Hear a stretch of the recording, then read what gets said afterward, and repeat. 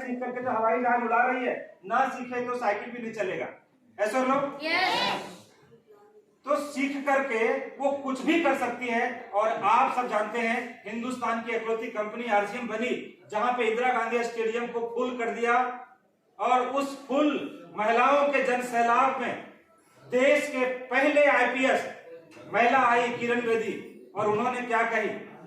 उन्होंने ये बोली जो आश्चर्य किया पूरे हिंदुस्तान के डायरेक्ट सेलिंग के लोगों ने, पूरे विश्व में वो फैल गया बात है कि यहाँ मुझे नहीं प्रधानमंत्री को होना चाहिए। और ये किनके विजन के हिसाब से बोला?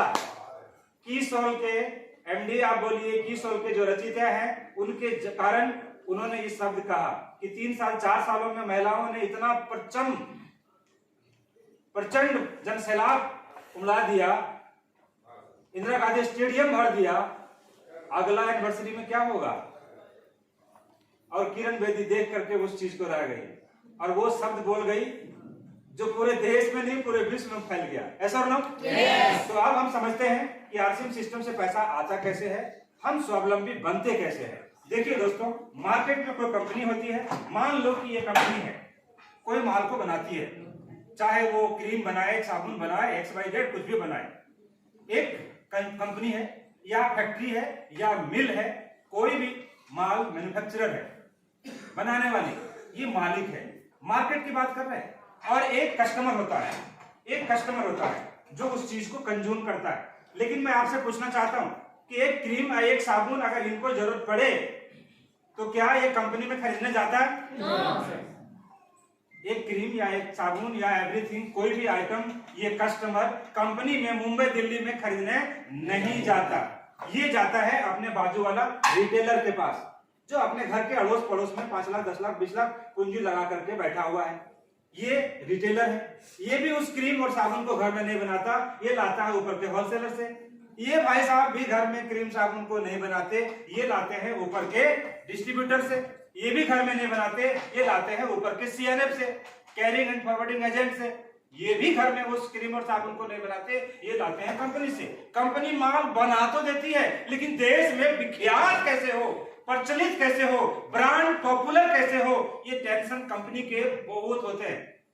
क्योंकि कंपनी बनाने वाली देश में कमी नहीं है, अपराध पैसा है देश के लोगों के पास, अपराध पैसा है। फैक्ट्री तो खोल देती है, मैन्युफैक्चरिंग यूनिट तो लगा देती है, प्रोडक्शन कर तो देती है, लेकिन वो प्रोडक्ट देश के आम जनता तक बिके कैसे, प्रचलित कैसे हो, ब्रांड पॉपुलर कैसे हो, इसके लिए वो हायर करते हैं बड़े बड़े स्टार को। चाहे वो फिल्मी दुनिया का स्टार हो, चाहे वो क्रिकेट दुनिया का स्टार हो, जो पॉपुलर होते हैं देश में, उनको हायर करता है। हायर का मतलब है खरीदते हैं, 5 सेकंड 10 सेकंड 15 सेकंड के लिए खरीदते हैं, झूठी बात बोलने के करोड़ों रुपए देते हैं।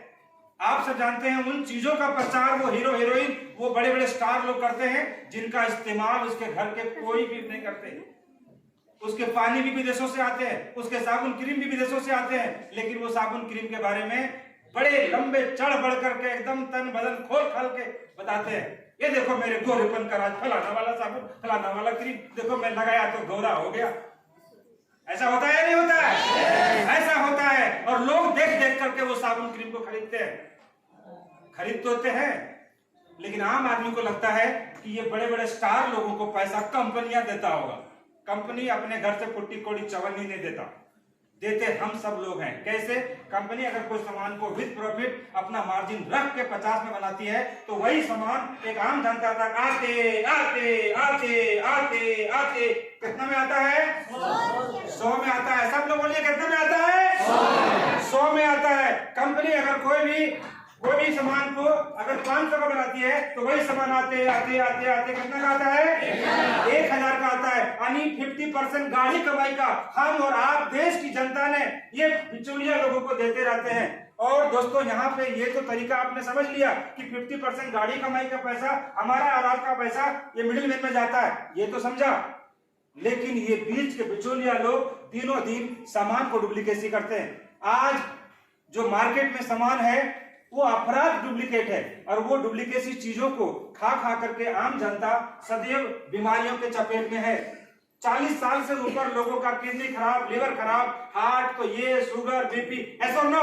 इसके पीछे कारण है डुप्लीकेसी चीजें। ऐसा लगता है कि कंपनी डुप्लीकेसी बनाती होगी, कंपनी इतना करोड़ों रुपया पैसा लगा करके डुप्लीकेसी कभी नहीं बनाती, अपना ब्रांड खराब नहीं करती। खराब करते हैं ये बीच के लोग, दिनों दिन करोड़पति बनने के लिए डुप्लीकेसी करते हैं, बदनाम कंपनी होती है और शिकार कौन होता है जी? आम जनता होता है। तो ये है मार्केट का तरीका। अब हम बताने जा रहे हैं आरसीएम का क्या तरीका है। आरसीएम ने 2000 ईस्वी में एक विचार अपने मस्तिष्क में देखा, जो फॉरेन कंट्री में 1960 में हुआ, वो चीज उसके विचार में आया कि जो फॉरेन कंट्री में, यूएसए में, अमेरिका में हो रहा है, क्यों ना इंडिया में उसे लागू किया जाए। और उसके जहन में आया, यानी कंपनी के विचार में आया, और उन्होंने इस सिस्टम का निर्माण किया। वो एक कदम आगे आए, कंपनी के निर्माण की, प्रोडक्शन बनाना शुरू किया, और कस्टमर को क्या कहा कि हम उसे कस्टमर नहीं डिस्ट्रीब्यूटर बनाएंगे, डायरेक्ट सेलर बनाएंगे। क्यों ना ऐसा हो, बीच के लोगों को हटा दिया जाए, दोनों आपस में मिला दिया जाए, और डायरेक्ट सेलिंग का निर्माण हुआ।